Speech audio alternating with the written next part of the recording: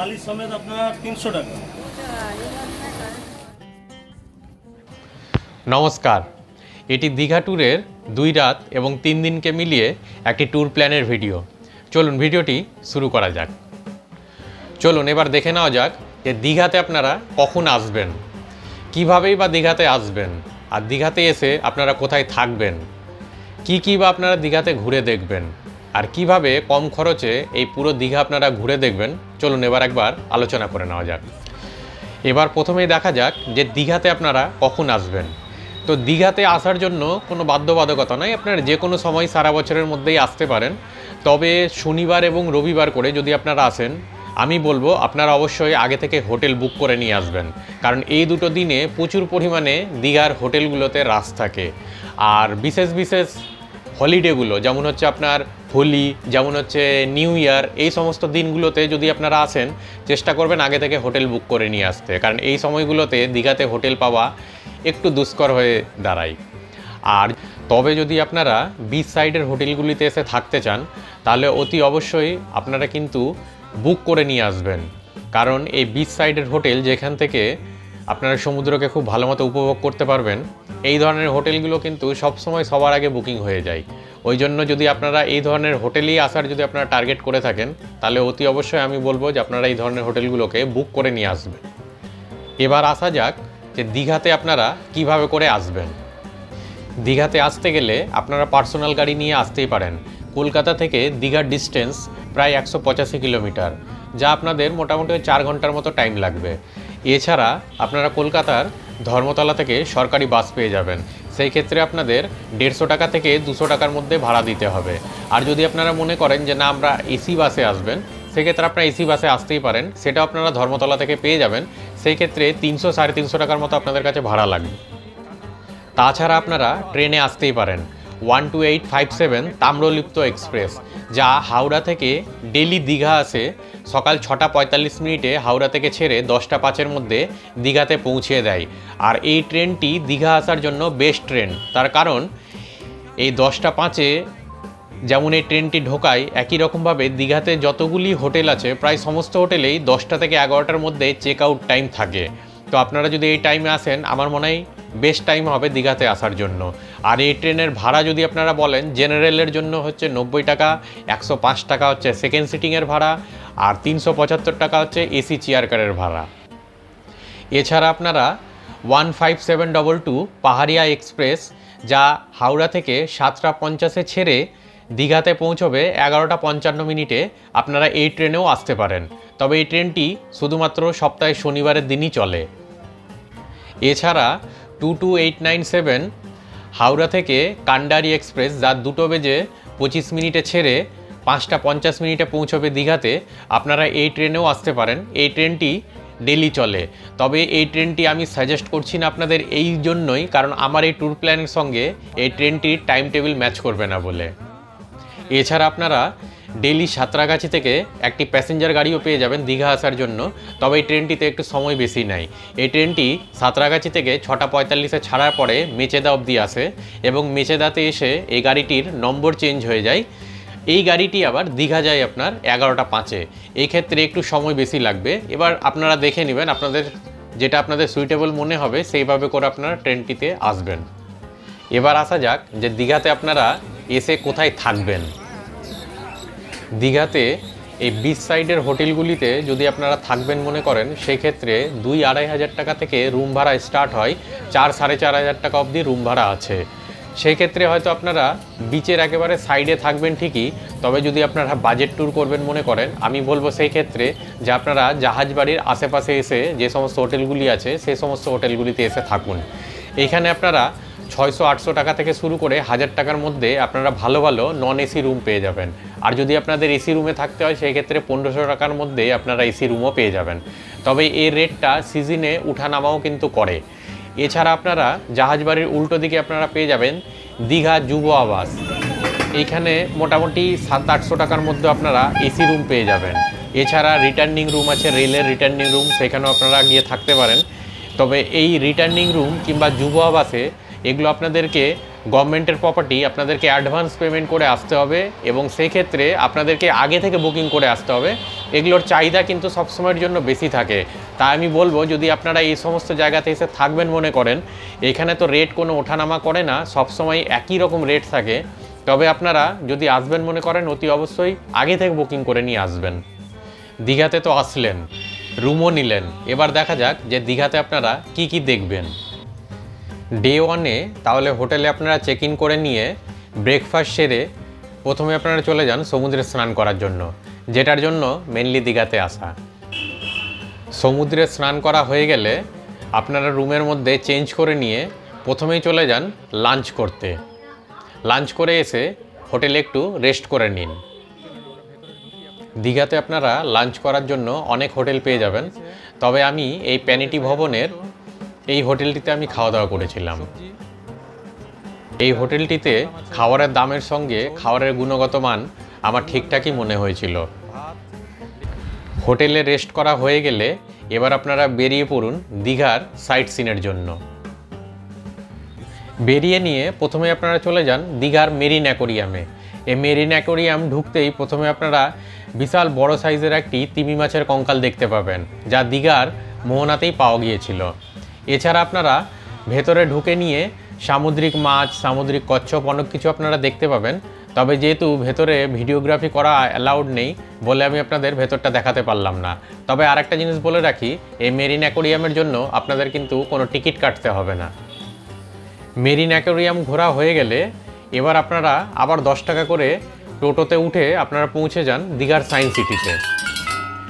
দীঘার science city ঘুরতে আপনাদের কিন্তু অনেকক্ষণ সময় লেগে যাবে। সেক্ষেত্রে আমি বলবো মেরিন অ্যাকোরিয়ামে আপনারা একটু কম সময় লাগিয়ে এই সায়েন্স সিটিতে এসে একটু বেশি সময় দিবেন। সায়েন্স সিটি দেখা হয়ে গেলে সায়েন্স সিটির জাস্ট পেছনেই হচ্ছে ঢেউসাগর। এই ঢেউসাগরে আপনারা চলে যান পায়ে হেঁটে। এবার ব্যাপারটা হচ্ছে যে এই ঢেউসাগরে যে আপনারা যাবেন আপনারা কিন্তু সারাদিনই যেতে পারেন, তবে আমি আপনাদের বলবো আপনারা সন্ধ্যেবেলা যান, কারণ ঢেউসাগরে সন্ধ্যেবেলা গেলেই আপনাদের বেশি ভালো লাগবে, কারণ এখানকার লাইটিং দেখলে আপনাদের মনোমুগ্ধ করবে। ঢেউসাগর দেখা হয়ে গেলে আপনারা সমুদ্রের পার বেয়ে চলে আসুন নিউ দীঘা সি বিচে। এই নিউ দীঘা সি বিচে পুরো সন্ধ্যেটা কাটিয়ে নিয়ে রাতের ডিনার করে নিয়ে আপনারা আজকের জন্য হোটেলে গিয়ে শুয়ে পড়ুন। এবার চলে আসি ডে 2 এর কথায়। ডে 2-এ আপনারা সকাল সকাল ঘুম থেকে উঠে নিয়ে 30 টাকা মাথাপিছু ভাড়া দিয়ে টোটো কিংবা অটোতে করে আপনারা পৌঁছে যান দীঘার মোহনাতে। দীঘার মোহনা, যা মোহনার জন্য যেমন ফেমাস, একই রকমভাবে এখানে মাছের জন্যও কিন্তু এই দীঘার মোহনা ফেমাস। তাই আপনারা যদি মনে করেন যে দীঘাতে এসে মাছ খাবেন কিংবা দীঘা থেকে মাছ নিয়ে আসবেন, তবে আপনারা এই সমস্ত দোকান থেকে মাছ কিনে নিয়ে যেতে আপনারা পারবেন, এবং এরা খুব সুন্দরভাবে প্যাকিং করে দেয়।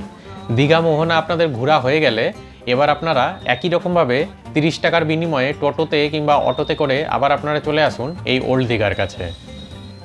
ওল্ড দীঘা থেকে এবার আপনারা একটি অটো কিংবা ই রিক্সা ভাড়া করে নিন এই নাইকালী মন্দির, শঙ্করপুর, তাজপুর দেখে নেওয়ার জন্য, এবং অবশ্যই দাম দর করে নেবেন, কারণ এরা আপনার কাছ থেকে অনেকগুলোই টাকা চেয়ে বসবে। আমি যেমন গেছিলাম 400 টাকাতে, তো আপনারা একবার একটু বার্গেনিং করে নেবেন। নাইকালী মন্দির যখন আপনারা যাবেন আপনারা চেষ্টা করবেন এই নাইকালী মন্দিরের প্রসাদ গ্রহণ করতে। এই নাইকালী মন্দিরে প্রসাদ পাওয়ার টাইমিং আমি আপনাদের জানিয়ে দিচ্ছি। চলুন ভোগের কাউন্টারে একবার রেটটা জেনে নিই। দাদা, ভোগ হবে? অন্নভোগ আজকে আমাদের হচ্ছে না, শনি রবি হ্যাঁ সোম মঙ্গল 4 দিনই হয়। আচ্ছা, তো সেই ক্ষেত্রে কত টাকা করে রেট লাগে? বসে গেলে 70 টাকা, পার্সেল নিয়ে গেলে 80 টাকা। বসে খেলে 70 টাকা আর পার্সেল নিলে 80 টাকা। শঙ্করপুরকে ইয়াস বেশ বড়সড় করেই ক্ষতি করে গেছে, এই দেখুন তার নমুনা। আর তাছাড়া এই শঙ্করপুরের এই সুন্দর বাঁধানো সি বিচকে প্রতিটা পর্যটকই যখনই দীঘাতে আসুক না কেন একবার করে চেষ্টা করে অন্তত এটা ঘুরে যাওয়ার জন্য। তাই আপনারা যখন আসবেন চেষ্টা করবেন এই শঙ্করপুরকে ঘুরে যেতে।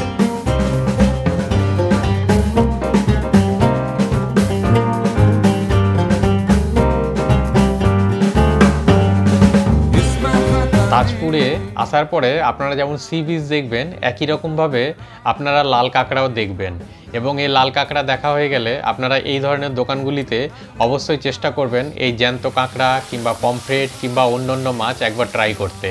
এনারা খুব টেস্টি করে রান্না করে দেয় এবং খাবারটা প্রচণ্ড স্পাইসি হয়। আমার তো বেশ ভালোই লেগেছিল, আশা করি আপনাদেরও ভালো লাগবে। তাই আমি বলবো আপনারা যখন আসবেন অবশ্যই এখান থেকে একবার ট্রাই করবেন। শঙ্করপুর, তাজপুর এইসব ঘোরা হয়ে গেলে এবার আপনারা সরাসরি চলে আসুন নিউ দীঘাতে। নিউ দীঘাতে এসে আগে আপনারা হোটেলে লাঞ্চ করে নিন। দ্বিতীয় দিনে আমি আজকে এই হোটেলটিতে লাঞ্চ করে নিয়েছিলাম। এই হোটেলটিতে যা থালিতে আপনার মাটন দেয় তাতে 3 পিস করে দেয়। যেহেতু আমি ভিডিও করব বলে বলেছিলাম, তাই ওনারা আমাকে 3 পিসের জায়গায় 4 পিস দিয়েছিলেন। আমি কিন্তু সবটা খেয়ে উঠতে পারিনি, কারণ আমার কাছে অনেকটাই বেশি পরিমাণ হয়ে গেছিলো। তাই আপনারা এসে চেষ্টা করতেই পারেন। আমার কিন্তু এই হোটেলের খাবার মোটামুটি ভালোই লেগেছে। লাঞ্চ করা হয়ে গেলে হোটেলে এসে ফ্রেশ হয়ে আবার আপনারা বেরিয়ে পড়ুন এই উদয়পুর সি বিচের উদ্দেশ্যে। এই উদয়পুর যেতে এই ভ্যানগুলো মোটামুটি 100-150 টাকা করে ভাড়া নেবে। আর এই উদয়পুর সি বিচকে বাঙালিদের গোয়া হিসাবে বলা হয়।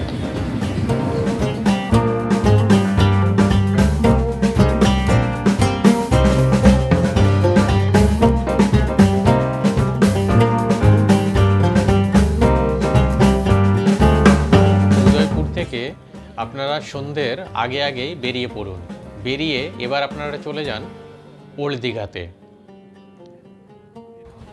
ওল্ড দীঘাতে তো যেতেই হয়, কারণ এই যে আই লাভ দীঘা, এটা তো ওল্ড দীঘাতেই অ্যাকচুয়ালি লেখা আছে। আর দীঘাতে আসবেন আর এই আই লাভ দীঘার পাশে আপনারা ছবি তুলবেন না, সেটা আবার কি করে হয়। তাই আমি বলবো যে আপনারা ওল্ড দীঘাতে সন্ধ্যেবেলার দিকেই আসুন, আপনাদের বেশ ভালোই লাগবে। আর এখান থেকে এবার আপনারা এই রাতের ডিনার সেরে নিয়ে আজকের জন্য আপনাদের হোটেলে ফিরে যান। এবার আসি ডে 3 কিংবা তৃতীয় দিনে। তৃতীয় দিনের প্রথমেই আপনারা সকালবেলা ব্রেকফাস্ট সেরে নিন। ব্রেকফাস্ট সেরে নিয়ে হোটেলে আজকে আপনারা চেক আউট করে নিন। যদি আপনারা বেশি জন থেকে থাকেন তবে আমি বলবো আপনারা একটা রুম রেখে দিন লাগেজ রাখার জন্য। তার কারণ যেহেতু আপনাদের বিকেলবেলা ট্রেন থাকবে। ডে 3তে আপনারা আজকে আরেকবার সমুদ্রে স্নান করে নিন। স্নান করে নিয়ে আপনারা যদি মনে করবেন যে আপনাদের হোটেলের জন্য অসুবিধা হবে, নিশ্চয়ই না। তার কারণ প্রতিটা বিচের সাইডে আপনারা পাবলিক টয়লেট পেয়ে যাবেন। আর এখানে আপনারা আপনাদের ড্রেস চেঞ্জ করে নিতে পারবেন। এবং চেঞ্জ করে নিয়ে এবার আপনারা চলে আসুন দুপুরের লাঞ্চের জন্য। কিলো মাংস বানাতে নিয়ে আমরা 120 টাকা। আচ্ছা, আর তাওয়া রুটি? তাওয়া রুটি 5 টাকা করে পিস। আর ভাত করতে গেলে? ভাত কিলো 1 কিলোতে 7 টাকা। দীঘাতে এসছেন আর রান্না করে খাওয়াবেন না, তা কি করে হয়? আপনারা যখন এসছেন এখানকার লোকাল মার্কেট থেকে মাছ কিংবা মাংস যেটাই আপনাদের ভালো লাগবে না কেন আপনারা কিনে নিয়ে এই ধরনের দোকানগুলিতে আপনারা রান্না করতে দিন। এনারা আপনাদের বেশ ভালো করে রান্না করে দিবে। আর আজকের দুপুরের লাঞ্চটা এই সমস্ত দোকান থেকেই আপনারা সেরে ফেলুন।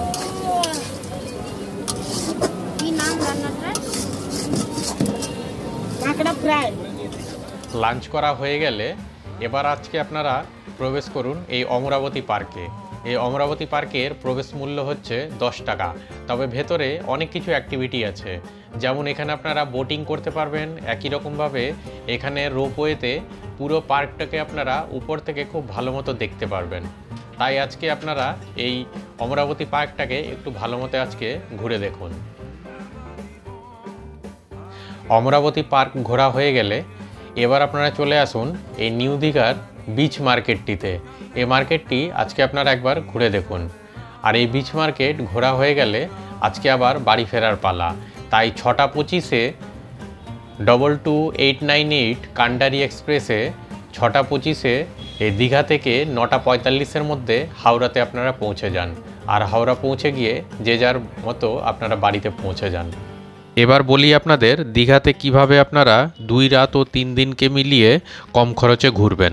এই ভিডিওতে আপনাদের শুরুর দিকে জানাতে পেরেছি যে প্রথম দিনে আপনারা কিভাবে মেরিন অ্যাকোরিয়াম, সায়েন্স সিটি কিংবা ঢেউসাগর যাবেন।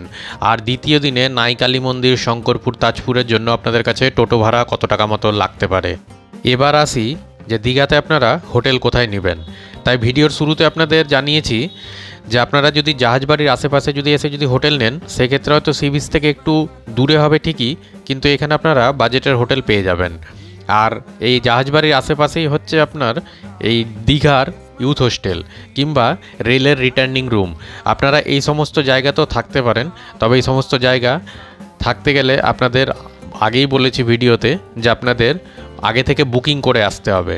আমি এই বুকিংয়ের লিঙ্কও আমি আমার এই ডিসক্রিপশন বক্সে দিয়ে রাখলাম, চাইলে আপনারা এই বুকিং করে আসতেই পারেন।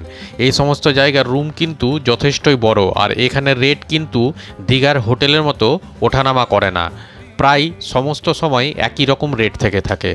আমি আপনাদের রেকমেন্ড করব যে আপনারা নিউ দীঘাতে হোটেল নিন, তার কারণ ওল্ড দীঘার তুলনায় নিউ দীঘাতে হোটেলের সংখ্যাটা তুলনামূলক অনেকটাই বেশি। সেই ক্ষেত্রে আপনারা বাজেটের হোটেল আপনাদের পছন্দ মতো নিতে পারবেন। আর নিউ দীঘাতে থাকতে গেলে সমস্ত দিকের যোগাযোগ ব্যবস্থাটাও খুব ভালো। দীঘার ইউথ হোস্টেলের রুম রেন্ট স্ক্রিনে আমি আপনাদের সঙ্গে শেয়ার করলাম। দীঘার ট্যুর প্ল্যানের ভিডিওটি আপনাদের কেমন লাগলো? যদি ভিডিওটি আপনাদের ভালো লেগে থাকে তাহলে অবশ্যই লাইক কমেন্ট করবেন এবং বন্ধুদের মধ্যে অনেক শেয়ার করে দেখার সুযোগ করে দিবেন। আর যদি চ্যানেলে আপনারা নতুন হয়ে থাকেন তাহলে চ্যানেলটিকে অবশ্যই সাবস্ক্রাইব করে পাশে থাকবেন। ধন্যবাদ।